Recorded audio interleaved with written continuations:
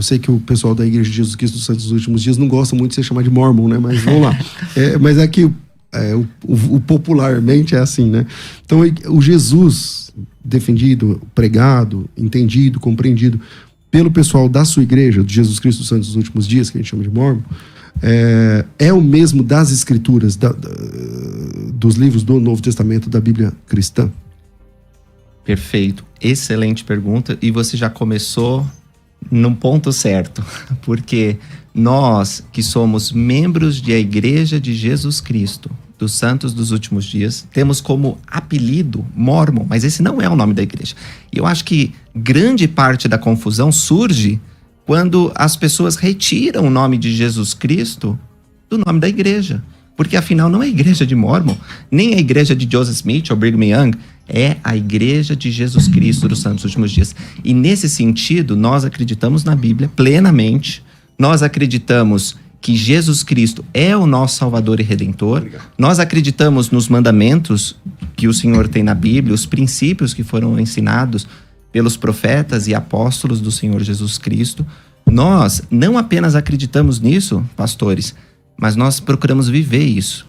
Você sabe que talvez a gente vai ter oportunidade de conversar mais aqui nesse debate, mas queremos ser verdadeiros discípulos e por isso nós servimos o próximo. 5 bilhões de reais foram doados no ano passado pela Igreja de Jesus Cristo dos Santos dos Últimos Dias para causas humanitárias.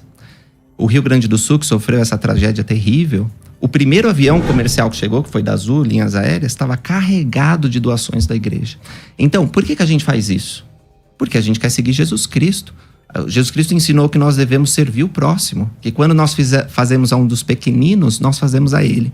Então, assim, tem muitas evidências que mostram que somos cristãos e que seguimos o mesmo Jesus da Bíblia. Ok. Pastor Joaquim, o Jesus da igreja, vou falar aqui, Jesus Cristo dos Santos dos Últimos Dias, você me perdoa que de vez em quando vai sair um Mormon, porque vocês lançaram um livro chamado Livro de Mormon, então agora aguento.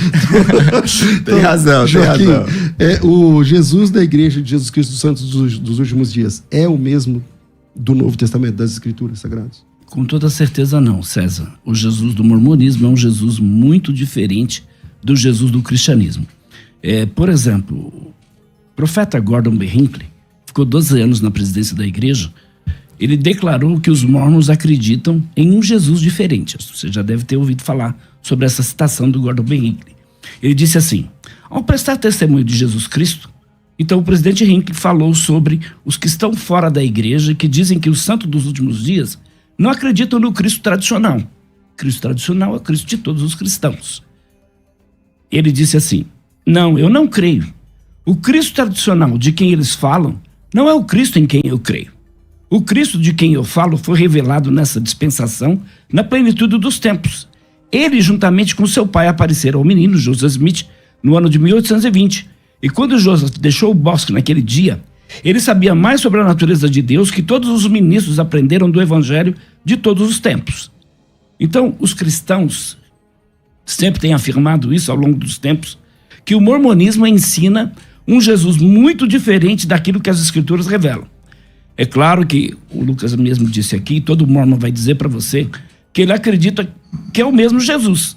O mesmo Jesus que andou aqui na terra, eles vão dizer que é o Jesus da Bíblia. Embora eles possam fazer essa afirmação, cabe a nós aqui provarmos o contrário. Então, especialmente à luz do mormonismo e também à luz da Bíblia Sagrada. Então, no mormonismo, Jesus é uma criação, um produto de uma relação sexual entre Deus e sua esposa deusa, que costumava ser aí pessoas em outro mundo, isso quem disse foi Bruce McConkie, no Mormon Doctrine, página 192, página 321, página 516, 589 e assim por diante. Então, dentro do mormonismo, o Jesus do mormonismo é um espírito irmão de Lúcifer. Peraí, irmão de Lúcifer? Irmão do diabo? Que história é essa? Sim, sim. Também na teologia mormon, então Deus tem um corpo de carne e osso, como tem a sua esposa deusa, junto com eles, então, produzem descendentes espirituais no céu, que habitarão corpos humanos na terra. E é interessante porque esse Deus do mormonismo, que é o Pai, veio aqui na terra, manteve uma relação física com Maria, daí nasceu Jesus. Então, ainda que o Lucas diga que Jesus nasceu da Virgem Maria, essa não é a verdade, a gente vai ver, porque se Deus, o Pai, tem um corpo de carne e osso, e manteve uma relação física com Maria, como é que fica isso? Ok. Cara, vou anotando aqui. Então, Jesus, irmão de Lúcifer. Eu também tenho que anotar muita coisa aí. Deus, o Pai, né? Ele tem uma esposa, como é que funciona? E ele teve uma conjunção física com Maria para que Jesus nascesse. É isso que o mormonismo entende, basicamente? Que você, como mormon, entende? Excelente. Deixa eu começar, antes de responder, não vou fugir de nenhuma questão, tá bom? Mas eu preciso entender o seguinte, eu vim aqui para falar se o Jesus Cristo, da Igreja de Jesus Cristo dos Santos dos Últimos Dias, é o mesmo que está na Bíblia. Está na Bíblia. Tá certo? Isso. Esse é o tema do debate. Quando nós falamos da Igreja de Jesus Cristo dos Santos dos Últimos Dias, eu sei porque eu fui missionário e porque tem um canal no YouTube e sempre lido com críticas. Tá. As pessoas vão falar de poligamia, elas vão falar sobre sacerdócio dado aos negros, porque que foi só em 1978. Tem muitas questões que são interessantes. E eu volto aqui para falar com vocês. Eu adoraria. Mas hoje, eu entendo, tirando dessa questão, que nós temos que centralizar em Jesus Cristo. Se nós somos ou não cristãos, e como o pastor disse, se você perguntar para qualquer membro da igreja, eles vão dizer que sim. E agora, o desafio que o pastor propõe é, não, eles não são, porque o Jesus que eu vejo na Bíblia, que outros cristãos, ele incluiu todos ali, né? É diferente. E aí ele usou uma citação do presidente Gordon B. Hinckley, que foi um dos presidentes da igreja, que nem Brigham Young, Joseph Smith, já faleceu, né? Que eu realmente desconheço, mas acreditando que seja verdadeira, o que eu posso dizer sobre isso é o seguinte. O Jesus Cristo que nós acreditamos é o mesmo da Bíblia, porém, ele continuou revelando a sua verdade em nossos dias. Nós acreditamos que Deus é o mesmo ontem, hoje e para sempre. Como ele trabalhava na antiguidade com profetas e apóstolos, ele o faz em nossos dias. O nosso cânone de escrituras não é fechado. Então nós temos a Bíblia, o livro de Mórmon, e nós temos outras escrituras. E talvez ainda vamos receber mais. É por isso que quando o presidente Hinckley provavelmente falou isso, como o pastor está dizendo, embora eu desconheça essa fala, ele diz, olha, nós não acreditamos que Jesus Cristo encerrou o seu trabalho. Nós acreditamos que o trabalho dele não encerrou e o fato que prova isso é que ele apareceu ao menino Joseph Smith. Isso foi em 1820, ele tinha 14 anos de idade. E ele estava preocupado com as questões da alma dele. Como que eu vou ser salvo? Muitas das questões que nos afligem pessoas que vocês ensinam. E ele começou a investigar as religiões, mas não encontrou uma religião que satisfizesse as suas necessidades espirituais. Então ele abriu a Bíblia e ele leu em Tiago 1,5, que se alguém tem falta de sabedoria, peça a Deus, que a todos dá liberalmente. Recorreu à oração num lugar tranquilo e então uma manifestação extraordinária aconteceu. Deus, o Pai e Jesus Cristo desceram e falaram aquele rapaz desconhecido. Isso nós chamamos de primeira visão ou primeira visitação. E deu início, então, uma série de outras revelações que incluem, inclusive, a visita de um anjo que trouxe a localização de placas de ouro que deram origem ao livro de Mórmon. Acho que vocês estão familiarizados com essa história. Uhum. Então, muitas coisas podem ser faladas sobre a Igreja de Jesus Cristo nos últimos dias, mas o que vocês me convidaram a dizer é se nós acreditamos na Bíblia, especificamente no mesmo Jesus que é mencionado na Bíblia. E eu digo com grande segurança, nós acreditamos plenamente na Bíblia. Acreditamos em tudo que Jesus disse, em tudo que ele fez. Mas adiciona isso, o que está lá no finalzinho de João, quando ele disse, pois muitas outras coisas que Jesus fez, que não estão escritas. Então, assim, se Deus quer revelar mais palavras de Jesus, e de fato fez, no livro de Mórmon a gente conta do ministério de Jesus Cristo, que bom! Quero mais palavras de Deus, porque eu amo Jesus Cristo e eu quero receber mais de sua revelação. Pastor Joaquim. Então, o Jesus cristão, né? O Jesus de todos os cristãos espalhados pelo mundo inteiro é o filho literal de Deus. Nós sabemos que ele é filho unigênito de Deus. É isso que a Bíblia ensina. Agora, por outro lado, um Jesus, né, com a sua esposa deusa, que foi gerado na pré-existência.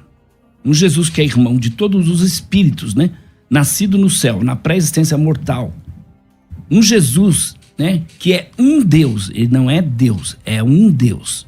O Pai é outro Deus, o Espírito Santo é outro Deus. E o sonho de todo mormon é um dia ser Deus. Se forem perfeitos aqui na Terra, um dia serão Deus. Então, a Trindade, dentro do conceito mormonismo, né? Da Igreja de Jesus Cristo dos Santos dos Últimos Dias, Então, esse Jesus, ele, por sua vez, não faz parte da Trindade, porque a Trindade é Deus, é um ser que subsiste em 3 pessoas: Pai, Filho e Espírito Santo. São 3 pessoas, mas um só Deus. Interessante porque, dentro do mormonismo, então Jesus, ele além de nascido no céu, uma existência pré-mortal, ele não é um dos membros da Trindade. Ele é um Deus. Então, desde a eternidade, esse Jesus da igreja mórmon, ele então não existia de eternidade a eternidade, porque houve um tempo em que, como um ser espiritual, ele foi gerado. E essa eu diria que é uma breve comparação entre o Jesus da Bíblia e o Jesus do mormonismo. Além da questão da obra redentora de Cristo, porque a Igreja de Jesus Cristo dos Santos dos Últimos Dias não vê a obra redentora de Cristo da maneira cristã, da maneira histórica. O mormonismo ensina, então, que a redenção ocorreu primordialmente no Jardim do Éden, quando Jesus derramou seu sangue, em vez de ter ocorrido na cruz. E aí eu quero citar a citação do segundo profeta da igreja, Brigham Young, e também do apóstolo mormon Bruce McConkie. E Brigham Young disse assim: foi no Getsemane, nas ladeiras do Monte da Oliveira, que Jesus realizou sua perfeita obra redentora ao derramar seu sangue, mas mais ainda do que na cruz. E Bruce McConkie disse assim: onde, sob quais circunstâncias se deu o sacrifício redentor do Filho de Deus? Foi na cruz do Calvário ou no jardim Getsemane? É para a cruz de Cristo que a maioria dos cristãos olham quando focam sua atenção na infinita e eterna redenção. E certamente o sacrifício de nosso Senhor foi completo quando pelos homens ele foi erguido. Além disso, essa parte da vida do sofrimento de Jesus é mais dramática e talvez mais tocante à alma, mas na realidade a dor e o sofrimento, o triunfo e a glória da redenção ocorreram primordialmente no Getsemane. Isso está em Doctrine New Testament Commentary, volume 1, página 774. 774, perdão. Ok. Lucas. Eu não respondi algumas coisas que você tinha falado antes, e aí já vou aproveitar e emendar isso aí, tá, pastor? Primeiro do Elder Bruce R. McConkie. O Elder Bruce R. McConkie, ele é um teólogo incrível, tem muitas obras importantes, e ele falou muito, e na opinião de alguns até falou demais, né? Porque é difícil separar o que ele tá falando da doutrina e o que ele tá falando da opinião dele. Porque uma coisa é você pegar os sermões dele nas conferências gerais, que são as reuniões oficiais da igreja. E outra nos escritos. Se você abrir em vários dos livros que ele publicou, diz assim, ó, isso não é publicado em nome da igreja, é a opinião do autor. Parecido que eu tô fazendo aqui, né? Não é, assim, é alguém que viveu a vida inteira na igreja. Ele era um apóstolo mormon, era um membro comum. Ele se tornou um apóstolo da igreja de Jesus Cristo. Mas esses escritos antecedem isso. Mas assim, não que eu tô discordando do que ele falou, tá? Só quero colocar num contexto. Ele era autoridade na igreja ou não? Era autoridade. Ele se tornou autoridade quando ele se tornou um apóstolo. E a mesma coisa, Brigham Young e outros, assim, eles têm direito à opinião deles sem estabelecer a doutrina. A doutrina na igreja é estabelecida quando é apresentada uma escritura e ela é votada por toda a igreja. Assim, nós estabelecemos escrituras como Doutrina e Convênios, a Declaração Oficial 1 e 2, que fala da poligamia e do sacerdócio aos negros. Então é assim, só porque não tem o mesmo peso doutrinário que você abrir no livro de Mormon ou em qualquer outro livro, certo? Agora a questão, acho que é mais interessante falar da Trindade. Então, para vocês, só para entender, essa tríade de livros é o principal. O livro de Mormon, Doutrina e Convênios e Pedras de Grande Valor. Não tem e mais. A Bíblia. E o profeta. Assim, fora a Bíblia, eu tô dizendo, fora a Bíblia. Sim. E os profetas vivos, o presidente da igreja, que hoje é um homem de quase 100 anos, presidente William Nelson. Quando ele fala, nós consideramos aquilo escritura. Não importa o que diz o livro de Mormon, não importa o que diz Doutrina e Convênios, não importa o que diz a Bíblia. Ele é a autoridade máxima. Ele é autoridade máxima. Importa porque ele não vai falar nada contraditório àquelas escrituras. São inúmeras as contradições dos profetas com aquilo que diz o livro de Mormon, então, diz a Bíblia. Nós poderíamos discutir isso. Eu acho que seria interessante falar sobre os profetas vivos e a importância deles no plano de salvação. Contudo, para o nosso tema, não que eu queira fugir, mas eu acho que desvia um pouco. A gente pode marcar um outro tema, você tem razão. Desculpa. Mas olha, não, Debate livre eu É gosto. isso aí. É só a mesma coisa, se eu me exceder de um lado, vocês falam assim, ô Lucas, a gente tá falando disso. Aí eu volto, porque eu fico tão animado de falar as coisas que às vezes eu vou me perder também. Vocês falam, mas não foi isso que eu perguntei. Aí eu volto, tá bom? Mas adoraria voltar de novo. Então, primeiro, Jesus é irmão de Lúcifer. Sabe que essa não é uma questão ensinada na escola dominical, não é uma questão que o pessoal vai no púlpito, mas nós acreditamos nisso mesmo. Nós acreditamos que todos são filhos espirituais de Deus. Nós acreditamos, por exemplo, que Adão teve Abel e Caim. Caim decidiu seguir Satanás, se tornou perdição. Abel seguiu o evangelho de Deus, foi assassinado e depois a gente vê lá no final do Velho Testamento ele como anjo ministrador. Então, assim, o mesmo pai produziu 2 filhos distintos. Então, nós acreditamos que como filhos espirituais de Deus, Lúcifer não foi uma coisa que Deus criou, mas ele foi gerado, como todos nós espiritualmente, e infelizmente, se rebelou contra Deus. Se tornou Satanás. E como fala na Bíblia, tanto... Vocês tiveram um debate sobre isso há pouco tempo, eu vi. Eu quero assistir inteiro. Lá em Isaías fala que ele caiu. Apocalipse também fala que o dragão e 1/3 dos filhos de Deus. Nós acreditamos nisso. Ele se tornou inimigo da humanidade. O que a pessoa fala, eu tentando pensar assim, né? Quando acusam a gente, você fala que Lúcifer e Jesus Cristo são irmãos, é que eles querem ver uma associação, como se nós colocássemos as características semelhantes de Jesus e Satanás junto. Não tem nenhuma associação entre o mal e o diabo. Acusaram Jesus quando estava aqui na terra de ser associado ao diabo.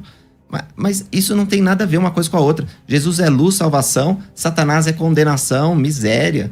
Então, assim, não vejo problema, isso não está na Bíblia realmente, que Jesus e Lúcifer são irmãos. Mas como eu falei para vocês que acreditamos em revelação viva, Deus pode revelar coisas que estão além do texto bíblico. E, inclusive, a Bíblia não é contra isso. Porque a Bíblia, ela não fala que é um livro fechado. A Bíblia, ela mostra vários livros que não estão lá, não se encontram lá. Tem uma lista aqui de livros que não estão lá. E outra coisa que a Bíblia diz, que não há limites para se fazer livros. Está em Eclesiastes, no último capítulo, depois que o pregador viu que vaidades era tudo aqui nessa terra, ele caiu em si. E ele percebeu que não era assim. Então, nos últimos capítulos, ele vê que vale a pena seguir Deus. E ele diz, não há limite para se fazer livros, nós temos que temer a Deus. Então, visto tudo isso, essa questão é insignificante de Satanás e Jesus serem irmãos. Hoje eles não têm nenhuma associação. Um é o mestre da salvação e outro é o mestre da condenação. Ok, pastor Joaquim. Inclusive o mormonismo diz que houve uma reunião dos deuses no céu mórmon e aí Lúcifer, que é espírito irmão de Jesus segundo Lucas e o mormonismo, então Lúcifer apresentou um plano para salvar o planeta Terra. Mas os deuses mórmons não apoiaram o plano. Mas Jesus também apresentou um plano nessa reunião de deuses. E é interessante porque os deuses mórmons apoiaram o plano do Jesus mórmon. E aí Lúcifer, espírito irmão de Jesus, segundo o mormonismo, se rebelou. E aí se tornou Satanás. Mas eu pergunto para você não falou sobre isso. Não há nenhuma evidência bíblica, cristológica, nenhuma igreja cristã defende, por exemplo, que a redenção se deu no jardim do Getsemane. Não foi lá no jardim do Getsemane. Lucas capítulo 22, versículo 44. E posto em agonia, orava mais intensamente. Seu rosto tornou-se em grandes gotas de sangue que corriam até o chão.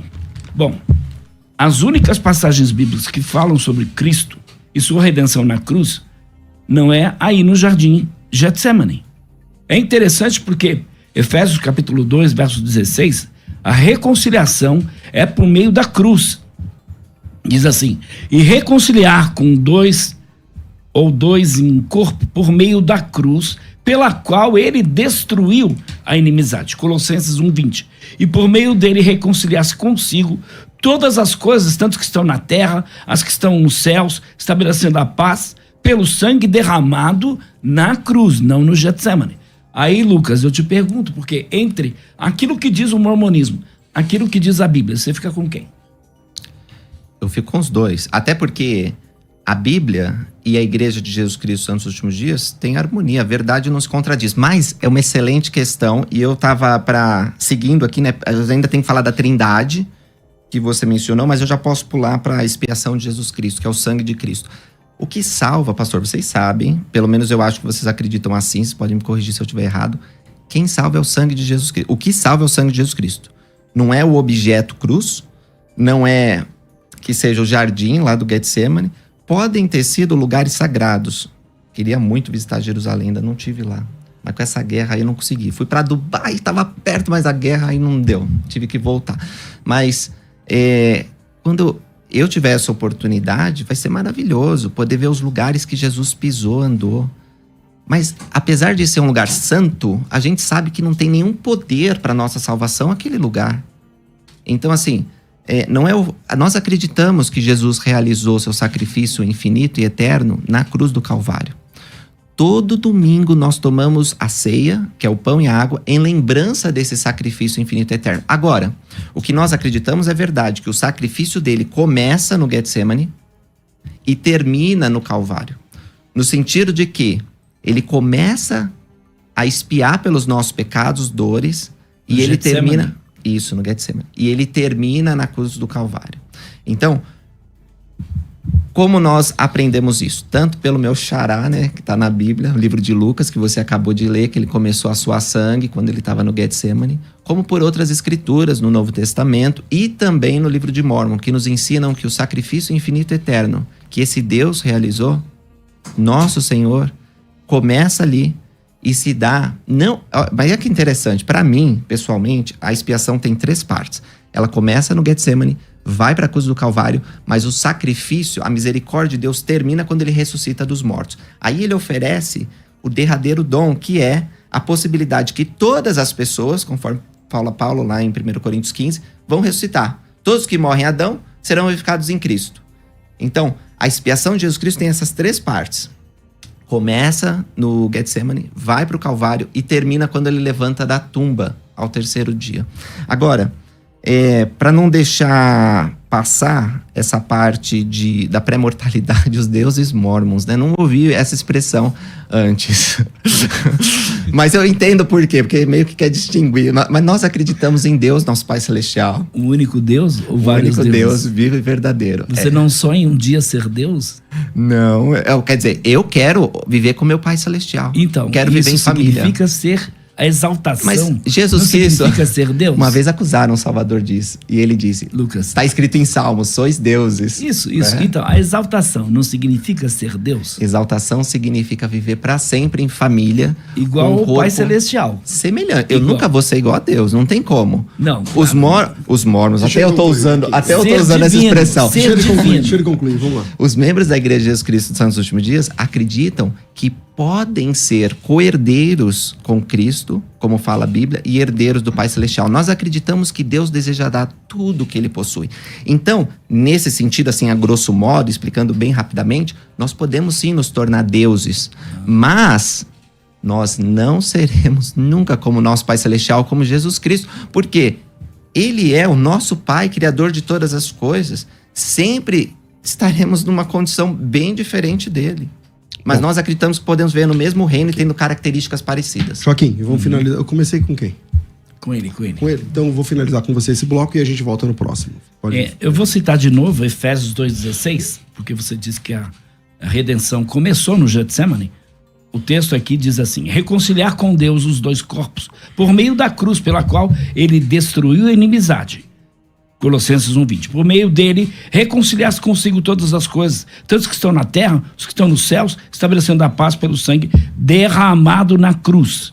Colossenses 2:14. E cancelou a escrita de dívida que consistia em ordenanças que nos era contrário. Ele removeu pregando-a na cruz. 1 Pedro 2:24.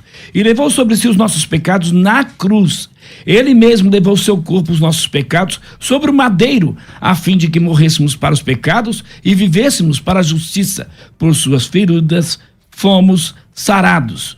Então, é interessante isso porque se nós somos reconciliados por meio da morte de Cristo, decorrida na cruz, é o que diz também Romanos 5:10, se quando éramos inimigos de Deus, fomos reconciliados com ele mediante a morte de seu filho, mas quanto mais agora, tendo sido reconciliado, seremos salvos por sua vida. mas agora ele os reconciliou pelo corpo físico de Cristo, mediante a morte, para apresentá-los diante dele santos, inculpáveis, livres de qualquer acusação.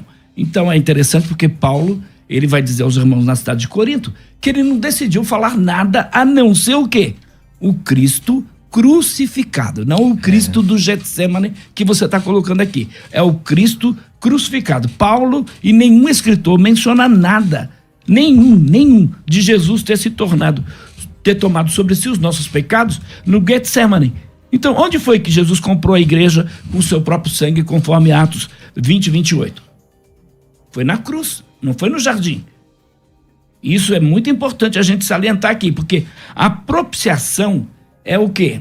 É o sacrifício que aplaca a ira.